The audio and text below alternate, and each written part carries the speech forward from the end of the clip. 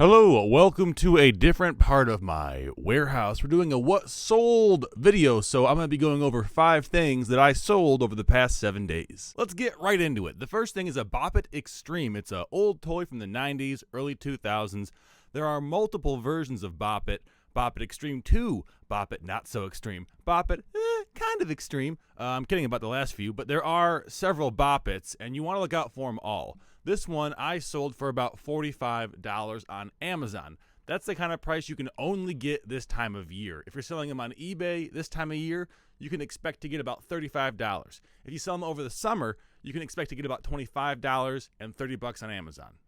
The next game is one I have talked about quite a lot. It is NCAA 13 for the PS3. You can also buy it for the Xbox 360. The price difference is really non-existent. It just depends who has what system, that who being your customer.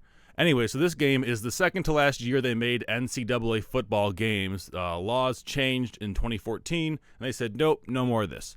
That being said, those laws might change again next year, so there could be NCAA 2020 football, and that might negatively impact the price of this game.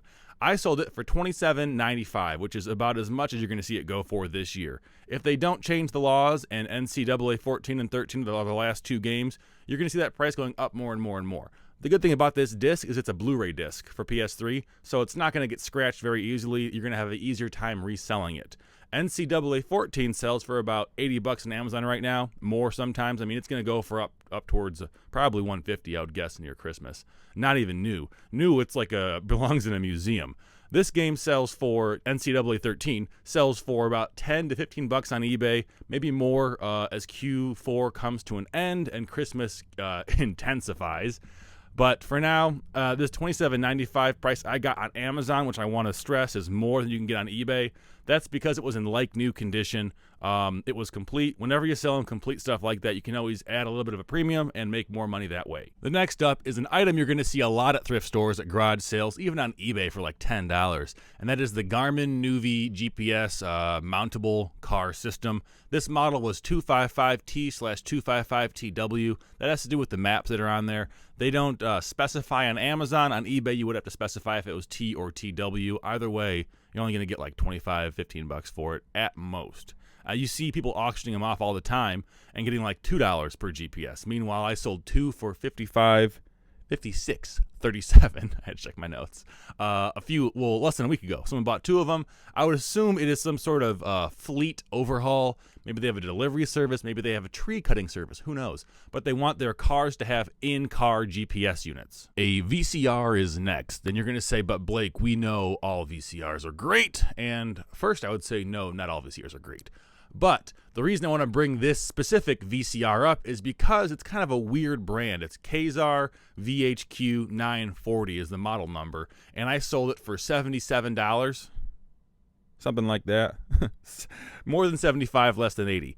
This is going for about $35 on eBay without the remote. The remote goes for about $10. I sold mine with no remote, I believe. I don't remember exactly, but usually I sell them without remotes, and there is a picture of the remote in the Amazon listing. So there is a chance this might get returned. I don't think it will because they've had it for 5 days at this point. So usually returns occur either right after they get it or like within 2 days of the return window expiring. If they keep it, I stand to make about $60 on this, $55, and they sell for about $30, $35 on eBay. So potentially you could flip these from eBay to Amazon, but I would not recommend it. I don't remember the sales rank on this, but it did sell fast, but I wouldn't imagine a brand like Kazar, whatever you say, is going to sell extremely fast. It's more of a niche brand. I don't know the history on it, but I would assume that it's some other company's like subsidiary, like the way Funai is owned by Samsung, or no, Funai is owned by SV2000 is owned by Funai.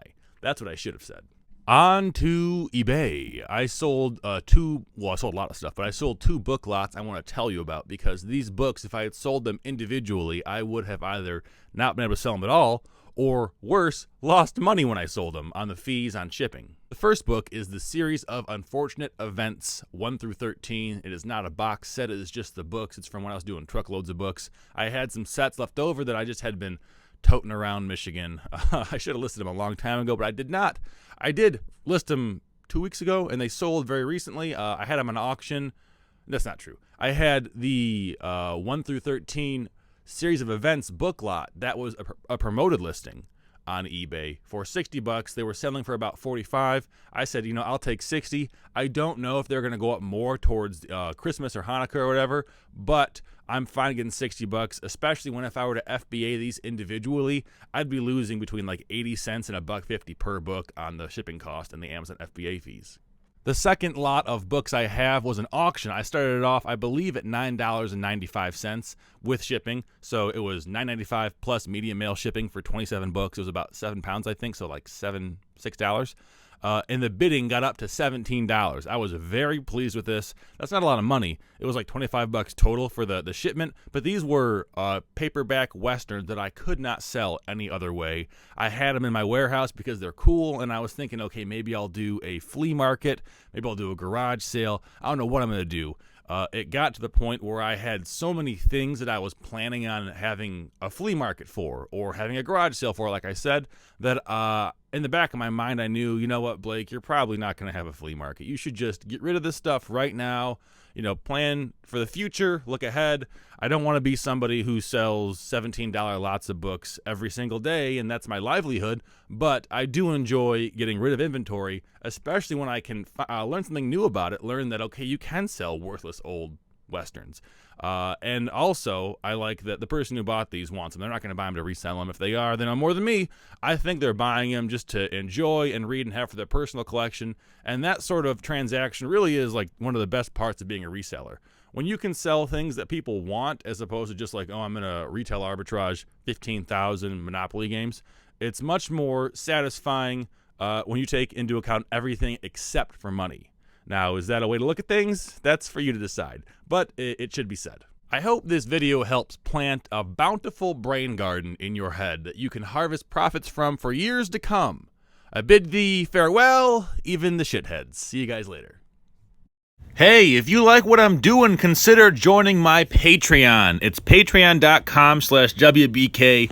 And for $10 a month, you can be on this list right here like all these great people.